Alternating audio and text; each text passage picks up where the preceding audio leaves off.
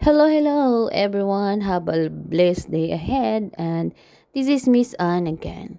Under this video, let's make DIY hair clips, white in color. So I so like it, so nice.